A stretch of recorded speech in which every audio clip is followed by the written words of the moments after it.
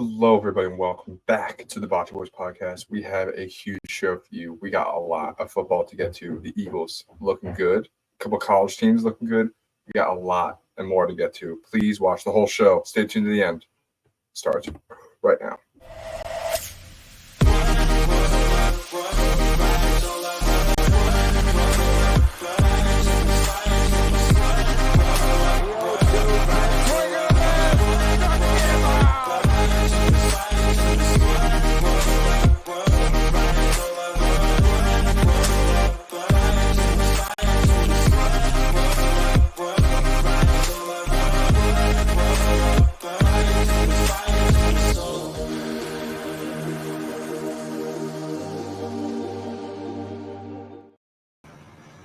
Davis, we are back on the Bocce Boys. We have a lot to get to today, my friend.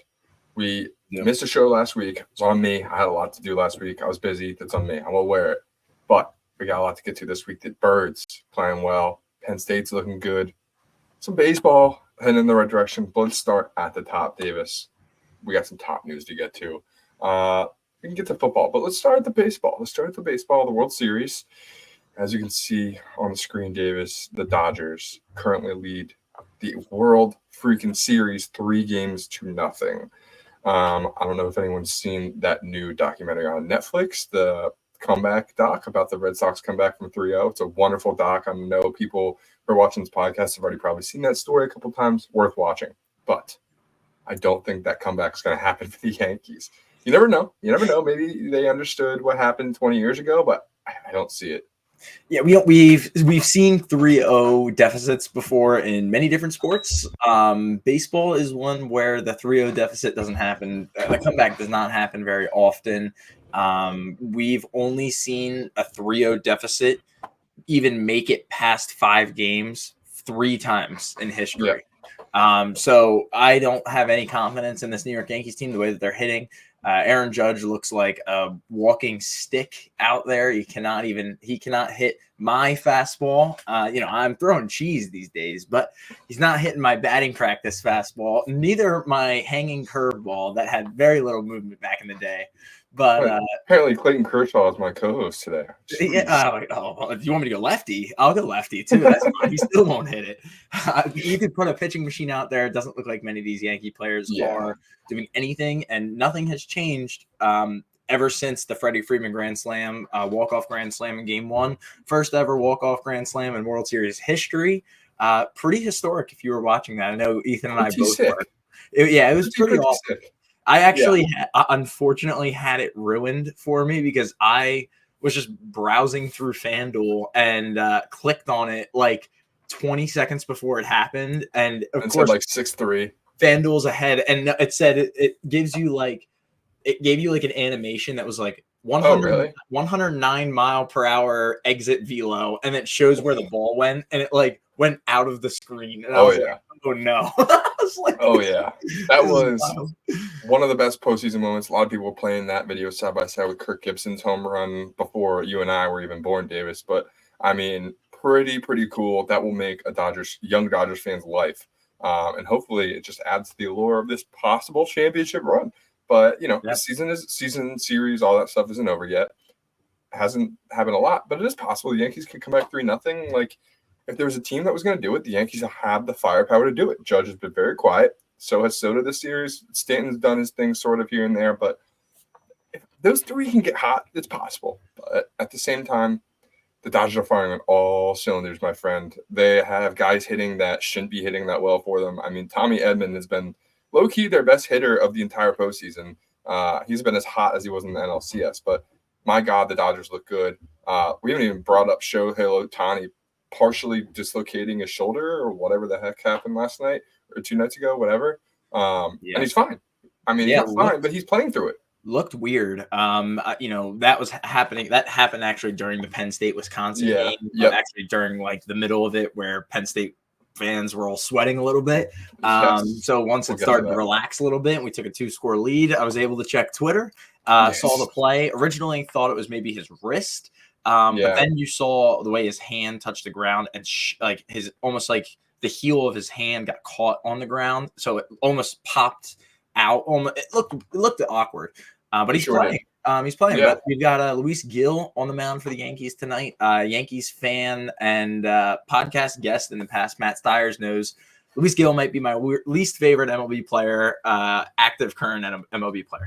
I cannot stand him. I think he's a rookie, right? He is a rookie. He blew his chances for the Rookie of the Year after having a horrendous August and September this year. He basically is the opposite of unhittable. He's very hittable, and I think this Dodgers team is going to put up some runs tonight. If the Yankees bats find a way, they find a way, and we can make this a series. But I hope it is a series. Yeah, I think 5-6 runs can win this game tonight. Over under set around 8. I'd take the over on that. Yeah, I like it a lot. I'm hoping it comes down to a good series, and hopefully the Dodgers don't come out and whoop their ass tonight. But whatever it takes to avoid the Yankees getting number 28 right now, that's all I'm hoping for. I know we got some Yankees listeners, so I apologize. Happens. Davis, we got some other headlines here. The freaking Colts have benched Anthony Richardson, the man that they took number 4 overall in the draft last year. The man that at times has looked like the franchise of the future franchise quarterback, everything that superlative comes with, but he has not played well this year. I know he missed 2 games or whatever, and Flacco looked decent. He did lose. It's worth mentioning he did lose to the winless Jaguars at the time, and he started that entire game. So the Colts aren't a superstar organization right now that are quarterback away. They're a mid team, so it's probably the right move, Davis, because Flacco looks better. But as a Colts fan, you gotta be in shambles. I mean, this basically means you got to go find another quarterback, right? I don't know. We'll see how Sunday night turns out. This is the Sunday night game against the Vikings. That's most likely. We'll see. It's pretty bad when Anthony Richardson actually has a completion percentage in the first half of last week, very similar to what Aaron Judge's OPS looks like in the playoffs. He was 2 for 15 in the first half. Last week. He had 70 yards. He had a pick. He had about 80 yards. Yeah, and 70 of them were on a touchdown to Josh Downs. So Anthony Richardson did come back and made it a game slightly. But I was not thrilled by the fact that he actually came off the field because he was tired. You do not see that often from a quarterback. You don't see that often. You don't see that ever from a quarterback. I was going to say you don't see that ever. No. So, my dad and I were watching this game on Red Zone once we flipped off the Eagles game, once that became a blowout, thank God. But it was nice to see this move made, in my opinion, because we were both saying that we actually thought he should have been benched coming out of halftime. That Flacco should have been the one to come in. Look, you're seeing these quarterbacks that are these pocket passers actually possibly. It's weird because we went to this running quarterback phase for the last 5 to 10 years. Robert Griffin III, Jalen Hurts, Lamar Jackson. You're seeing them all win MVPs. You're not seeing them all win trophies. You're seeing Jameis Winston come in and win a game against one of the best teams in the NFL this week. He's a pocket passer. I think the game's almost revolutionizing back to pocket passing days. And we're going to the perfect hybrid, like Mahomes, Joe Burrow kind of thing. And we're going to see that in the draft this year, too. Carson Beck, he's more of a field general, I'd say. Shedeur Sanders? He can run the ball. Shedeur Sanders is much more of a pocket passer than people think. But I think he's the perfect combo of maybe like Burrow, Mahomes. He's very athletic, but he's much more of a thrower. Absolutely, yeah. So I don't know. It seems like that the league's turning to a page where this might be the move. But then in the back of my head, while I'm saying all this, I look at Jaden Daniels, like he's playing phenomenally. Even Marcus Mariota and won a game. But I think that we're putting these pocket passers in a tier below because they can't run the ball. Who cares? Because guess what? You have Jonathan Taylor that you hand the ball off to, so you still have a running game. Yeah, 100%. And, hopefully the Colts fans can get something figured out Flacco heading there. We're starting going forward. But I'm feeling this is not the last we'll see of Anthony Richardson in a Colts uniform this season. Let's go to the other team in their division. Tough news. The Texans lost Stephon Diggs for the year. I think it was an ACL. He really never got started. I feel like I bet him 2 or 3 times to score a touchdown, and he hasn't. Or maybe he did the first week, and I think that was it. So really sucks for the Texans. They're already down Nico Collins for at least another 2 weeks, I think. So losing Diggs for the year stinks. If you're a Tank Dell fantasy owner, I'm sure you're a little bit happy, but it's tough for the Texans. I mean, they haven't really gotten started as a team yet either. So losing Stephon Diggs for the year really, really sucks, man. Yeah, non-contact injuries, man. When you saw that happen, it's those the three injuries. words in sports: non-contact injury. It looks awkward, and it didn't really seem like much happened. But the ACL is going to get you, I guess. Especially at that point in his career, you got to feel bad for the guy. Yeah, it's really just a shame. I mean, he ended up actually having 47 catches for almost 500 yards this year. So he was on pace for a 1,000-yard season, 3 touchdowns. So, pretty good. But, I think that Tank Dell and Dalton Schultz, Nico Collins, all going to have to step up once they come back. I'm not worried about Nico Collins, more about Tank Dell. He scored a touchdown this week, though, which was awesome to see. Yeah. But, I think Stroud's going to be tossing the rock around a little bit because we might see his stats from last year where he was throwing the ball 50 times a game again, because I think they're going to be playing in some tighter games with Diggs out. 100%. It's inevitable. And then another piece of receiver news, Deontay Johnson was traded to the Ravens today, actually. Very key move for the Ravens. They lost, as you said, to the Browns on Sunday. And it really seems like they were missing a second wide receiver. Rashad Bateman going to catch off his hands and face mask late in the fourth quarter when they really needed it. And I think in that moment they were like, alrighty, let's go find the receiver right now. And Deontay Johnson, sneaky, he's having a decent year, at least fantasy wise. So I kind of like this move. And then if you're a Steelers fan, shout out Bubba, this has to suck. I mean, seeing they really need a receiver right now, and seeing a guy who's having a good year, who was on your team 2 years ago, last year, tough. I can't imagine seeing I don't know, AJ Brown or Devontae at the end of their career, possibly going to the Cowboys. That's tough, especially when you need a receiver. Yep, absolutely. Yeah, this for former and current Philadelphia Eagles, 2 of them. It's funny because right when this trade happened, it made me think of 2 things. The first one, Jahan Dotson, because I don't know about that The Ravens traded a 5th-round pick to get Johnson and a 6th back. Okay. So now trading that 2nd-round pick for Jahan Dotson looks like a terrible trade based on how these wide receiver moves have been coming along. So we may have splurged a little early in the wide receiver market and trade-wise. We definitely did not contract-wise, because we were the first to get Devontae Smith and A.J. Brown re-signed. And also former Eagle Nelson Aguilar takes him off the field. We're not going to be seeing him very much anymore. Yeah. Poor Aguilar. But unfortunately, it wasn't his fault that they lost that game. All right, let's get into the NFL Week 8. We got a lot of recap to get to. Let's start at the top. The Birds, the freaking Birds. They dominated the Bengals 37-17. Kind of a slow first half. I don't really remember what the score was, but all I remember is my dad, my brother, and I were yelling at the TV more than we probably should have for a win this handedly. A little bit of BS here and there, a little bit of slow stuff. That's fine. But what matters is, Davis, they came out. They finished the job. They looked like a very good football team. They let Jamar Chase do his thing in the first quarter, whatever. But after that, they locked them down on defense. They really did. Joe Burrow, he lost T. Higgins on Friday, which losing your second/first receiver on any other team on the Friday before you're supposed to play, that's pretty detrimental.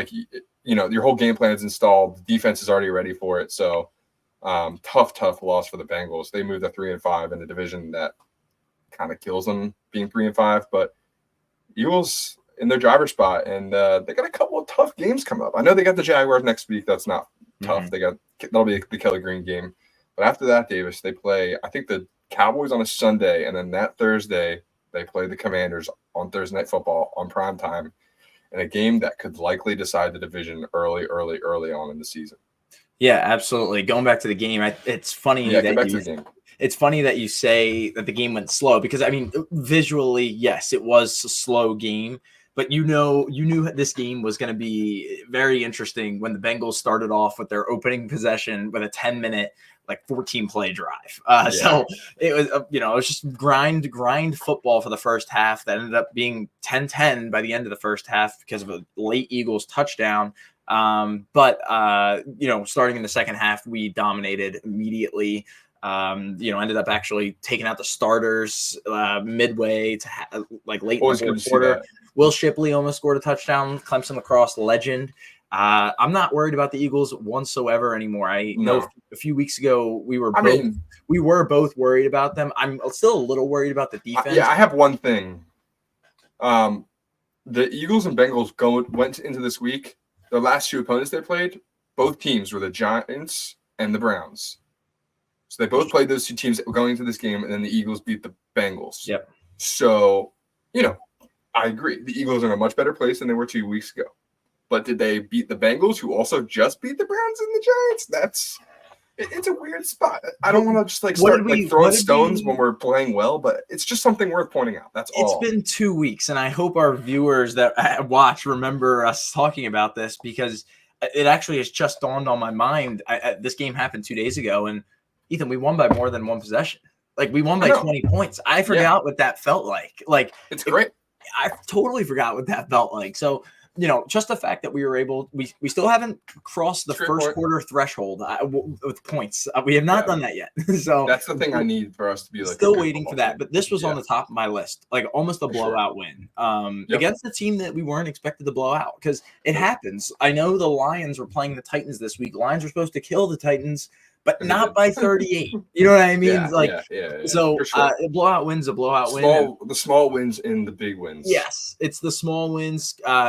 Quinion Mitchell. Mm-hmm. You got it. Yeah, Quinion Mitchell played fantastic. I thought the defense played fantastic in the second half. That interception that T.J. Gardner-Johnson had on the bat down that he called on the sideline. That was unreal.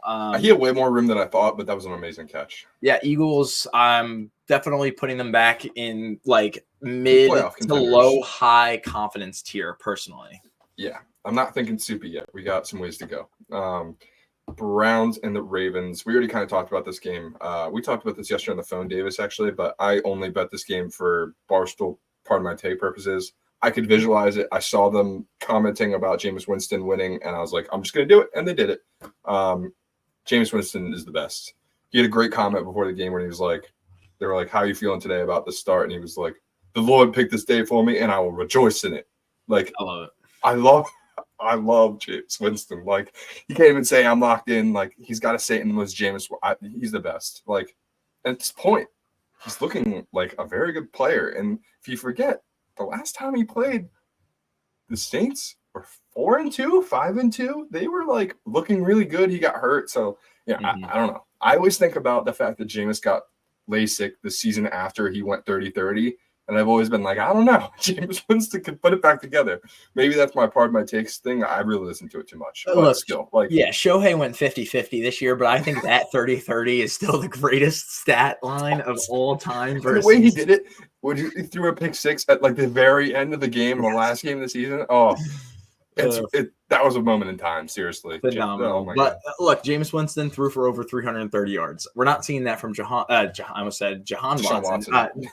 Watson very much anymore. I think the Cleveland Browns are ecstatic to have this win because it further solidifies the point that Deshaun Watson should not be playing NFL football anymore. Go to the worst CFL. Contracts in sports history. Go to the CFL. Go somewhere else. You do not need to be playing football in Cleveland. You do not need to be playing football in America. Deshaun, this is directed at you. I'm hiding it. Look, with his injury, he's going to be seeing some therapists and stuff. We got to watch hands off therapy for sure for Deshaun. Titans Lions. We already talked about this a little bit. Thrashing from the Lions, absolute thrashing. They're really good. Yeah, wanted to throw. I wanted to throw it up there just to tell you that I think the Lions are the best team in football. I don't know if that's. Yeah. I feel like I've been saying that for a while now. No, but it's solidified. It's obviously the Chiefs are still number one. Let's put the Chiefs with respect there. Okay. Yes. But no, I know what you mean. They're the best team in the NFC, and they're probably the Super Bowl favorites right now. So in my head, it's probably not a fan. But I don't know what they are probably right now. No, in my head. Yeah, in your head. I mean, they look fantastic. Jared Goff.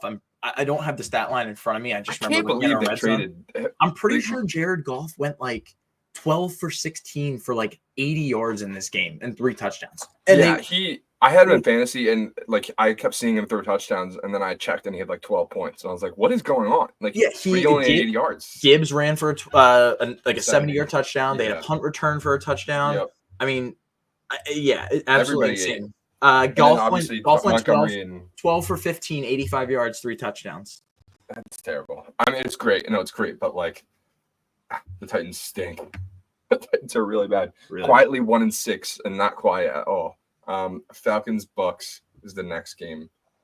Kind of a very important game for their division at this point in the season. And the Falcons took care of business. The Buccaneers down Godwin for the year. Who knows how long Evans is out for. But this is a very, very big game regardless. And Baker showed up, down his top 2 receivers, still threw his interceptions like he's been doing like every week now. But he still balls out. And this is a very tight game. But the Falcons are for real, bro. And let's put some respect on Kirk Cousins' name. Let's put some respect on the Atlanta Falcons front office because people laughed at them. Laughed at the Michael Penix pick. And it's only looking better, to be honest, because it's making only more sense. Kirk's looking amazing this year. Is he going to continue after this year? I don't know.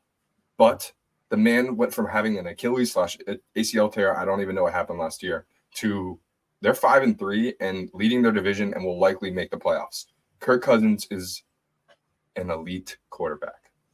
I think it's more actually than likely make the playoffs. At this point, they're a game up on the Buccaneers, but they've already swept the season series against them. We saw the crazy play the Thursday night game a few weeks ago, and the Falcons won in overtime. I can't believe they played twice already. They have already played twice this year.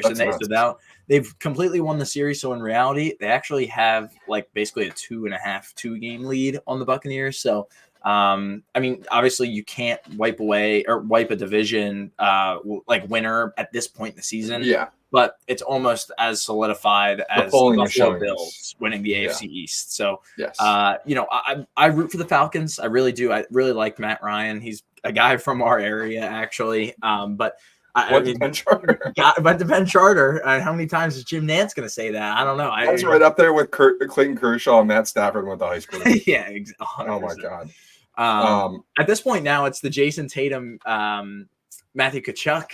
When they went to high school together. That one's up there. And then Scotty Scheffler went to the same high school as Kershaw and Stafford. So you'll probably hear that a lot more. Yes. Now that Scheffler's won the Masters twice, now we're going to start hearing. Yeah. Pretty soon we're going to hear this like hedge fund billionaire. Oh my God. You know that they're brothers? It's like also went to high school there. And it's like, oh, wait, but like Elon Musk Jr. went to high school with Scotty Scheffler, Clayton Kershaw, and that's A12-.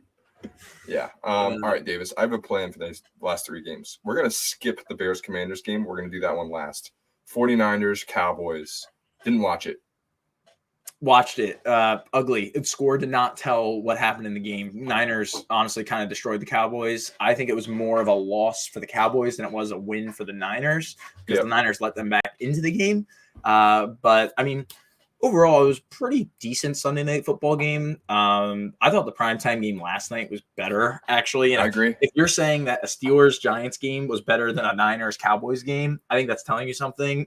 Cowboys are – we've said it from the offseason, even as Eagles fans, that the Cowboys were on a decline. Their offensive line sucks. Their defense sucks. Dak Prescott sucks. I'm sorry to say it. Cowboys. You don't have to be sorry. You are now a poverty franchise, and I hope that you please don't be sorry saying Dak Prescott sucks. He signed $224 million guaranteed this year. The man sucks. The man's bad. They are not protecting him well. And then Jerry Jones is digging himself a hole. I feel like he keeps talking about Derrick Henry too. He keeps saying that we couldn't afford him, and it's like, well, what are you doing? You're making it worse. You could afford him. Shut up. You're Jerry Jones. Yep. But yeah, no, I agree. The last night's game, Monday Night Football, Giants and Steelers. The Steelers won that one. That was definitely a much better game. Steelers are 6-2 with Russell Wilson as the quarterback. That's your NFC North champion from preseason. People gave you shit about that. I know. I'm not gonna stand here and be like, I knew this was gonna happen. I did not think this was gonna happen. As soon as Russell Wilson came in last week, I was like, what are they doing? This is so stupid. Justin Fields looks so much better, but what do I know? He had a really good throw last night to Pickens down the sideline that I was like, okay, Russell Wilson may have turned back the clock a little bit because that was an amazing throw. Like, he may not be Seattle Seahawks Russell Wilson, but the Steelers, I think, are a lot better than people are giving credit for, and that just makes Russell Wilson better.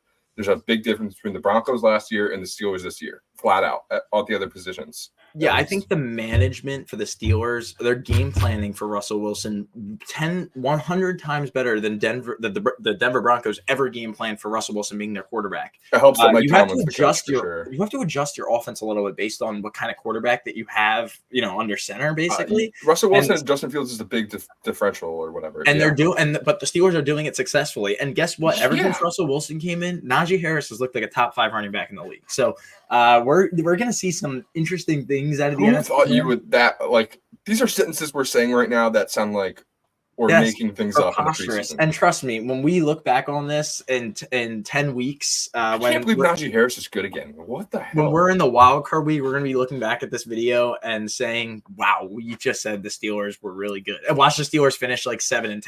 You know what I mean? Shut up. You never know. That. You never know. I'm on your side. He's spewing BS. That's bullshit. No, I agree. The Steelers, they could end weird. It's a weird 6-2. Tough schedule to end the year, too. Yeah, I mean, they still got to play the Ravens twice, so that just tells you how tough their schedule is. And the Eagles and the Chiefs. It's and the Bengals. I don't want to play the Steelers. Eagles-Steelers is never fun. Never fun. All right, Davis, let's get to the last game. Commanders and the Bears. Holy crap. This was a crazy game, and then it also wasn't at all. One of the worst games of the day by far. The first 3 quarters were terrible, but then the fourth quarter, my God, shit popped off. So the Commanders were winning most of this game 12-0. Really, really weird. The Bears defense was actually playing their asses off, surprisingly. The offense couldn't do anything. The Bears scored late. They went up 15-12 with about, I think, 20 seconds left, and you were like, that's it. This is over. I actually texted in my group chat with some of my buddies. I have a Bears fan who's a friend, and all I said was, come on, LFG. Come on, LFG. Didn't say anything else than that. A couple seconds later, a certain Hail Mary happens, and you've seen the videos of Tyreek Stevenson. Everyone's seen that stuff. The Bears lost on a Hail Mary. My buddy Austin was not happy. He blocked me right away. I didn't do anything. All I said was LFG. I didn't do anything. I don't blame him, though. I really don't blame him because Bears fans are traumatized. They really are. The double doink a couple of years ago, now this, and the Tyreek Stevenson video that I already alluded to. If you haven't seen it, go and watch it. His name is spelled Tyrique Stevenson. Look it up. He is waving at the crowd, arms flailing, seriously. And you see the play develop, and he runs back to the pile. And then you find out later, he was supposed to be guarding Noah Brown. And not only that, if you watch the video closely, he's the one who tips the ball up. He's the one who tips the ball up. I just watched the video in slow motion and watched who touched it, and he touched it. He was the one who touched it. Tough scene to be a Bears fan. Tough scene. Seriously, I really wanted the Commanders to lose as an Eagles fan. I really did. Absolutely. Them being 6-2 is kind of harder to believe. It stinks because now that game on Thursday night is massive. Obviously, we play them again at the end of the year, and that will be just as massive likely. But the first game is tough because they're coming off a Cowboys game. At least the Eagles are. But get back to the Commanders. They look good. Jaden Daniels playing with a broken rib, whatever. I don't really know. Didn't show it. He had no fear. He was running out there. I think he was being a little bit safe, but he took a couple hits as an open runner that I looked at my dad, and even my dad was like, what is he doing? Trust me, he's been doing smart. That. He's been doing that for a long time. I know. So everyone's going to be talking about Jaden versus Caleb. I don't think it's about that at all. I think both of them showed flashes, but right now the Commanders are better than the Bears, and that's what matters. Yeah, obviously, as an Eagles fan, it sucks. The Commanders made the right pick, and look, they bolstered their defense enough. They still don't have a good defense, in my opinion. But, as a football fan, I think it's fun to see this organization now out of a poverty state, with Dan Snyder out as owner. It feels like a new facelift. It feels like I had no fan affiliation. I think I would be rooting for this Commanders team to play well this year. I think I'd be rooting for, they're fun. I think the Lions are fun. I think the Ravens losing a guy like Dan Snyder is a plus for everybody. 100%. And now not only that, if you're even taking fandomship into here, Josh Harris is the owner of the Commanders now. He's the owner of the Sixers. So I don't know. I think this Commanders team is fun. Do I think it's going to last? I don't know. I have more trust in the Steelers, honestly, than I do in the Commanders long term this season. I know the Steelers have a very tough schedule, so I'm not saying that the Steelers are going to have a better record. I just think they're going to be the better team overall, when it comes to who's going to play in the wild card and who I think I'm going to be pulling for and who I think is actually going to have a shot. I think the Steelers might have that with Mike Tomlin at head coach, but you never know. Cliff Kingsbury, offensive coordinator with the Commanders, tied now with Dan Quinn, defensive mind, head coach. This Commanders team is going to be scary in a few years, I think. Yes. Well, I mean, they're already there. So that's the part that's scary. They are, for sure. No, I agree. This is not just a one-year thing like they have been in the past. They're here to stay. Obviously, the field in Raymond James Stadium has to hold up for all of those players, but still. Let's get to the next slide, Davis, because I have a couple questions for you. So if you're on YouTube right now watching, by the way, shout out, watch YouTube, please go to the YouTube channel. We got a couple teams listed next to the standings of the complete league. We got the Vikings, we got the Broncos, and we got the Falcons. Are they frauds? But let's go with the Vikings. Are they frauds? They lost last week or 2 weeks ago, to the Lions, and then they lost on Thursday Night Football to the Rams in a very close game. That was a great Thursday night game, by the way. It was 2 games in a row. They're 5-2. Not needing to worry, but are they slipping? I think so. I do not have trust in the Minnesota Vikings. Even when they were 5-0, I did not have trust in the Minnesota Vikings. It's tough. It's tough for me to vouch that after we just saw 2 losses out of them. But, yeah, it's so easy to say that. You're lying, actually. I don't think the Vikings have the makings of a contender. So that puts them in fraud category. Is it because Sam Darnold's their quarterback? I think a little bit of it is. Yes, I still don't believe in Sam Darnold. And you know what? I think you're kind of Darnoldist. It's okay. I think on Sunday night we're gonna see Joe Flacco come in and beat this Minnesota Vikings team and start a 3-game losing streak roll for the Minnesota Vikings. We're also gonna see the Joe Flacco that we saw last year. I don't know. That's just my mind is not wrapping Sam Darnold being this good of a quarterback yet. And look, let me ask you though. Go ahead. Is he better than Bo Nix? Is Sam Darnold better than Bo Nix? Yes, he is. Are you sure about that? Yes, I do not think Bo Nix is a good quarterback yet. I think he's a good fantasy quarterback so far. I disagree. I don't. He is the best rookie quarterback of this class. You didn't even look at Jaden Daniels. We just talked about Jaden Daniels. Bo Nix is the best quarterback of this class. I actually. You can smell it on him. You can smell it on him. So what? Caleb went in the first round. Bo went in the first round. Jaden went in the first round. Penix went in the first round. And JJ McCarthy went in the first round. Those 5. I know Penix and McCarthy aren't playing. I still think Bo Nix is actually 3rd on that list. I think Caleb Williams is better than Bo Nix. And playing that way, I think. And we're seeing flashes of Bo Nix. We are. Yes. I think that Bo Nix is 3rd last on that list of first round picks. I have a very simple stat I can show you. The Broncos are 5-3, and the Bears are 4-3. That you're taking away all 21 other people on the field, though. The Broncos have a better defense than the Bears and the Commanders, 100%. But we've also seen Bo Nix, when he starts getting in trouble and surrounded in the pocket, he looks like he has no idea what he's doing. I know. When he stands there, a lot better under pressure. When he stands there and throws a good ball, he is a good quarterback. He is a good quarterback. That's the part of being a quarterback that I'm saying. The problem is he's under pressure 35% of the time, like once or twice a series, and I can't trust Bo Nix throwing the ball on the run. I'm just saying I think this is how it's going to pan out. Maybe not right now. I think it's going to be how it's panning out. I think Bo Nix will be remembered as the best quarterback of this draft. Seriously. Wow. Okay, Atlanta Falcons, NFC South. I know I talked about them a little bit. We talked about them with the Buccaneers. I think we don't really have to review this one because we both gave them props, but I don't think they're frauds. I think they are at legit contenders. I think they're frauds. I think they're frauds in terms of being a team that can actually win the Super Bowl and lift the Lombardi. I just don't think they can do that. I think they're a good team. I gave the respect all in the world to Kirk, but Kirk's not a Super Bowl winning quarterback. I think he's an elite quarterback. I think he's gotten there.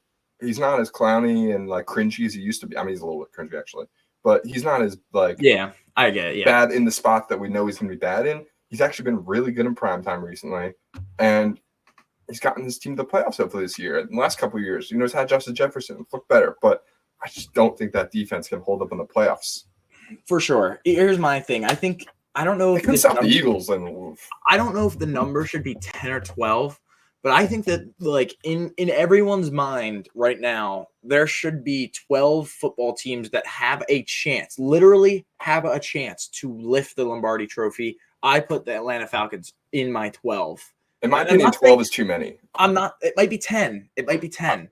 5. 4, 5. Ooh. Yes. If you look at the favorites, the top 4 or 5 are the only ones that have possible chance of winning. It's the Chiefs, the Lions, the Ravens, the Bills, and the Eagles, I think. My question is you can't you're not wait, you said the Ravens? Yeah. I don't know. It leaves out a few teams that you said the Niners. They can actually win it. Not get to the Super Bowl, not get to the NFC Championship. No, I know. Like win the trophy. I still put Atlanta on that list, I think. Okay, I still would put them right there. This is something we can they might be next, and I think they actually might be better than the 49ers because I don't think Brock Purdy's playing the way he should be playing. Purdy has not been playing anywhere near the level that Kirk Cousins has been playing in.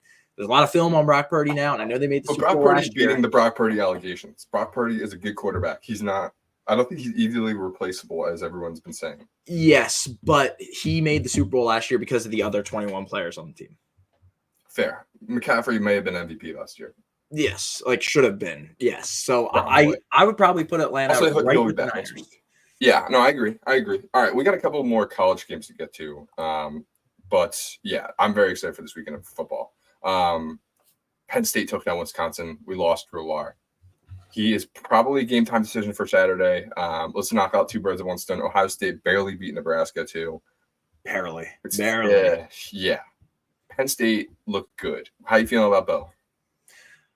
Tough first half. All my Penn State friends, their livelihood depends on the blue and white and how they play on Saturday nights. So when the first half happened, a lot of my friends were very upset. Exactly what happened last week in the USC game. And I was that 2 weeks ago? Yeah, 2 weeks ago at this point. You forgot about the bye. Yes, you're right. Yeah, because we had the bye last week. It was the last game. 2 weeks ago. So I'm sitting there and I'm like, you guys got to relax. We played a better half than Wisconsin did. Wisconsin stinks. We did the same thing 2 weeks ago. Their quarterback, Wisconsin's quarterback, I don't even know how this guy's a Division I quarterback. I know he's a backup. I know, but we clearly showed late in the game that we could do it, and that was without Drew Lohr. I know we had a very nice pick 6 that gave us a little bit of a cushion, but Bo Perbula turned into this Trace McSorley-esque player. Oh yeah. Hold on. Okay. You really did. Go ahead. I'm gonna put a hard stop on there. Okay. We got a Penn State Ohio State slide. I just wanted a little bit. All right. We got a whole Penn State Ohio State slide. I agree though. All right. But we're holding that conversation. I understand. Yeah. Give us a second. LSU A&M. LSU finally choked. I thought they were bad 3 weeks ago. But shout out to A&M. I think a lot of people have been giving them shit this year, and they are 7-1. Number 10 team, or maybe not number 9, but they're top 10 right now. Shout out to the Aggies. One of those haters for Texas A&M, you're looking at one. I 100% was a Texas A&M hater, and I still think I am. Just tough to play in Kyle Field at night. We've talked about this for how many years we've been doing this podcast now, that home field advantage matters. So this is Kyle Field is a top 5 without a doubt, maybe a top 3 hardest place to play in college football. There was over 108,000 people in attendance for this game. So home team, it really does matter. And look, Texas A&M stays alive for another week. I think they're actually technically leading the SEC at this point, top of the SEC at this point, which is crazy. Yeah. Do I think it's going to last? No. Do I think they're going to make the playoff? No. But good for them. There is hope. There is hope that can happen though. Speaking of, let's get to the playoff slide. A&M, currently sits at about 47%. Pretty good. A lot better than it would be in the last 10 years. So that's what's beautiful about this 12-teamer. But you're seeing teams at the bottom like LSU, Ole Miss, UNLV, teams that are coming off of tough losses that likely ended their campaign. Obviously, you see the percentages next to them, so it's not completely over. But UNLV losing to Boise State probably ends their chances. But Ole Miss and LSU, they can get, maybe a good game against Bama or Georgia left on the schedule and get a win there. But I don't see it for either one of those teams. I will say, the team of the year, the freaking Hoosiers, have a 69% chance to make the playoffs.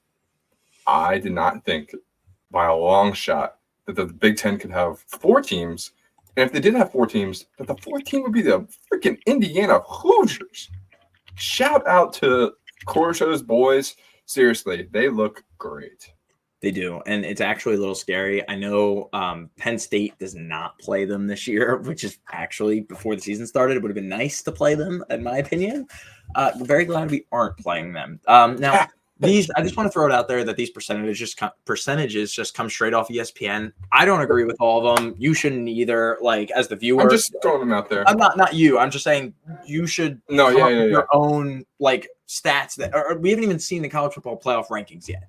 So, it comes out next Tuesday, I believe. Correct. And, we'll get to Penn State, Ohio State, but there's a chance if Ohio State has 2 losses, they drop under 50%. There's a chance if Penn State loses that game, they drop right around 50%.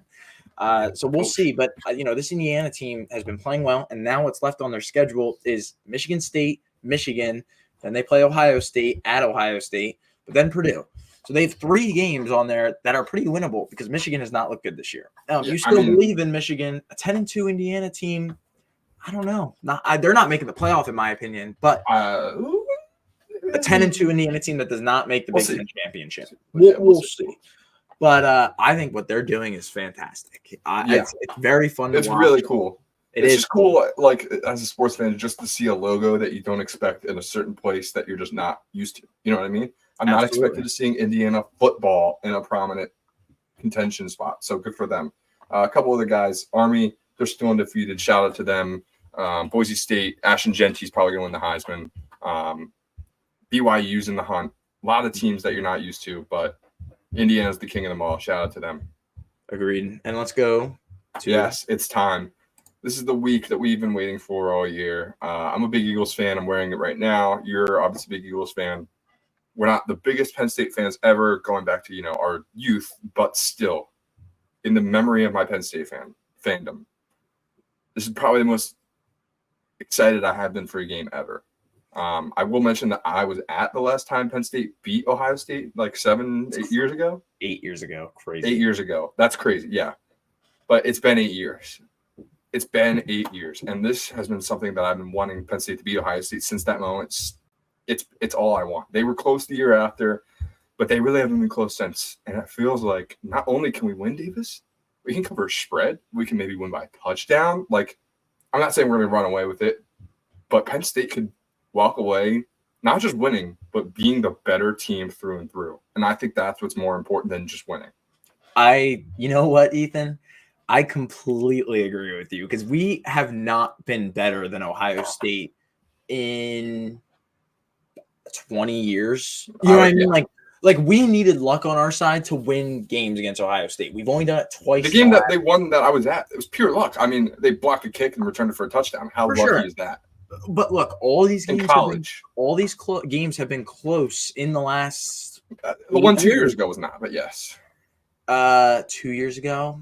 Those were one where Ohio State scored like 3 touchdowns in the span of like 15 real minutes. Okay, but we were winning. We were winning in that game with 7 minutes left in the game. Like but that turned so quickly. Yeah.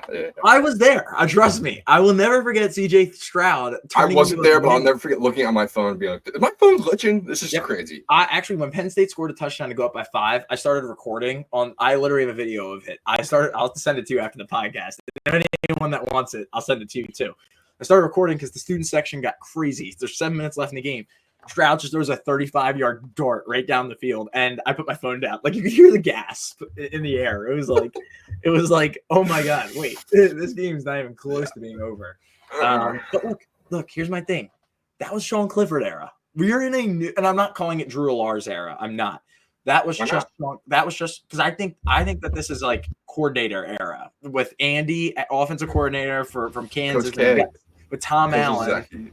Tom Allen, defensive coordinator, who used to be the coach of Indiana, I think that this is like almost this is the sideline. Like this is like Penn State is playing well through and through. I think their management is doing well. I think that the backups are doing well, but not only that, their front lines are doing amazing. Last piece, Drew is Lar on has field. been great. Drew Lar has been great.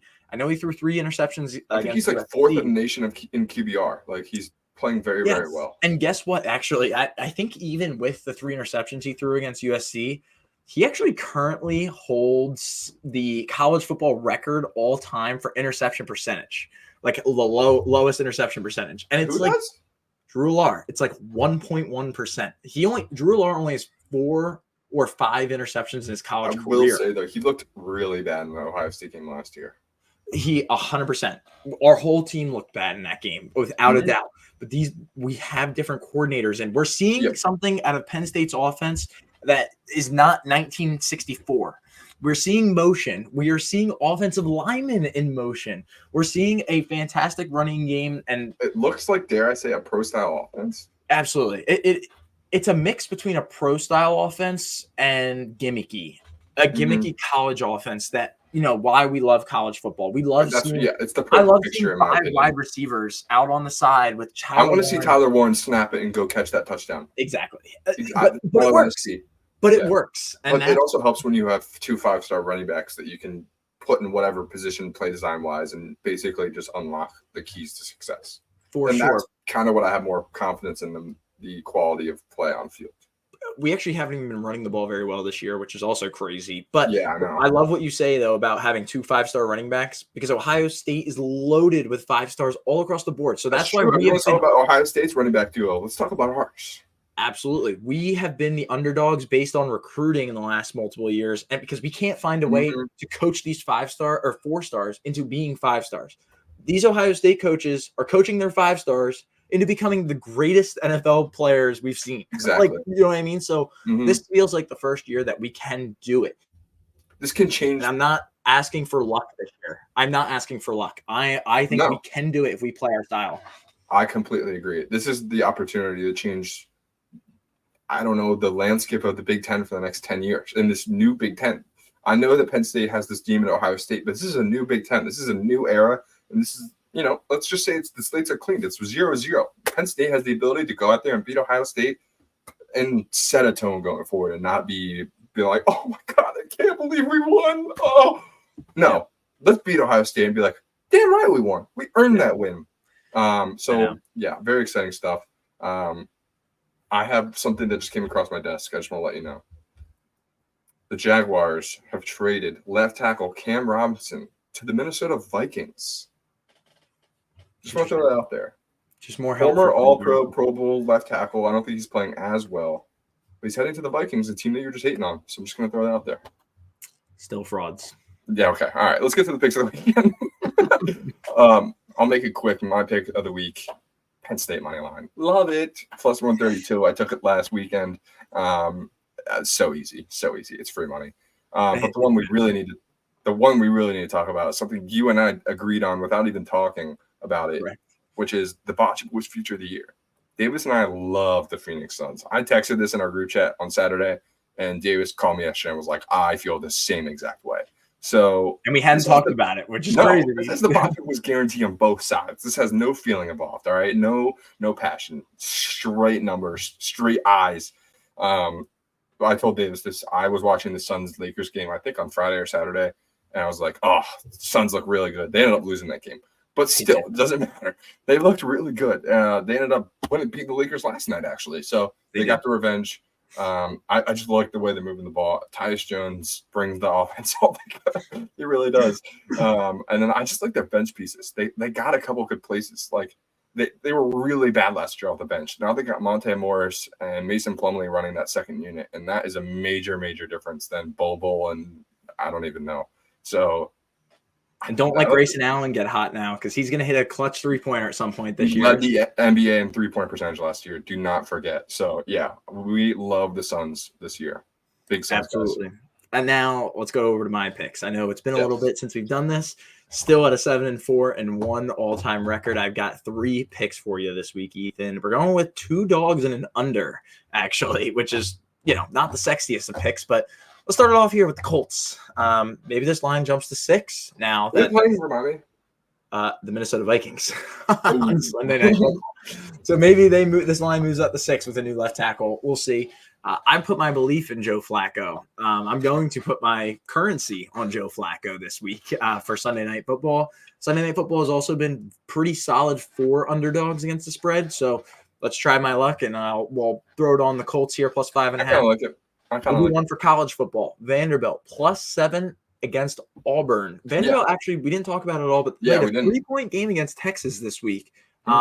Definitely showed that they can be feisty more than just 1 week out of the year. Yeah. So I'm going to take Vanderbilt against a 2-5 Auburn team that has struggled. Are they interesting? Auburn's favored? Yeah, they're at home. What do you think about Vandy moneyline then? I'll look at it live. I can't do it pregame. I don't like doing that pregame with an away team. I would like to see how the first game goes. Yeah, throw it on. Why not? Yeah, Why not? I think I might do it. Yeah. Let's go with an NFL game. Ethan, you've known that one of my stats I like is these over-unders under 40 coming under the under a lot of the time. So let's go with two teams that maybe the two worst offenses in the entire league and two top half defenses in the entire league. Tennessee Titans and New England Patriots under 38. One incredible critical question. Yes. Is Drake May playing? I don't know, and I don't care, actually. Really? I would hope Jacoby Brissett plays. You should care. Tennessee Titans have been, if not the best, one of the best pass defenses in the entire league, and a rookie Drake May going up against that, it's going to be very tough. Okay, that's a good stat. Let's not forget, these Tennessee Titans held Josh Allen and the Buffalo Bills to their tightest game this year, basically. I know they have 2 losses, but one of their tightest games this year. And somehow they're looking better with Mason Rudolph. Exactly. Give me the under 38. Yeah, for those reasons, I kind of like the over. Just saying. You would. That's it. Yeah, because it's 2 worst teams in the NFL. I love the points. It's going to be 3%, 3 touchdowns. I like it. It's going to be a great game. Davis, stay focused. It's the only thing we should be thinking about this weekend is what? It's Penn State. We just get on the board. OH going down. Game day at Penn State too. Fun looking at Happy Valley. Their setup actually is going to be next to Beaver Stadium this year. It's usually at the Hub. I was going to say so it's going to be right next to Beaver Stadium. Should be pretty cool. I'm really, really excited. Penn State is going to take down the Buckeyes. I can feel it. But we're going back to weekly shows. We do appreciate you guys tuning in. Sorry for the absence last week. Stay with us. Bear with us. I'm still going through school. I'm almost done. Okay. All right. So we appreciate it. Like, subscribe, share, send it to your buddy. Tell them it sucks. Or just send them the link and just be like, call her daddy with Kamala Harris dropped. And they'll be like, what? This is a Bocce Boys podcast. They'll be like, I mean, you should watch it anyway. You know what I mean? This is true. It's election season. Clickbait your friends. Get Bocce Boys on their timeline. I love it. We should do a live on Tuesday night for like a live reaction. It'll be a live reaction to like the Pelicans versus the Kings. I love it. Even better. I was just gonna say, like, not have zero political. We only show our faces and we don't reference anything else. People want to get away. At least I do. A lot of people probably want to get away from seeing what's gonna happen on Tuesday night because I'm not even like literally affiliated like at all. I think it's just gonna be ugly, like either way. So you know, like. I want to see Malik Monk shoot 84% from the field on Tuesday night. 100%. He's gonna knock down 7. He's gonna knock down 7 threes, and we'll have something to talk about on Wednesday. The Kings probably aren't even playing on Tuesday, so that sucks. But election day coming up. Keep your sanity. Seriously, sports are here for you. Watch the Bocce Boys. Text us if you need us. We'll make a special episode. We love you guys. Like, subscribe, share. Deuces.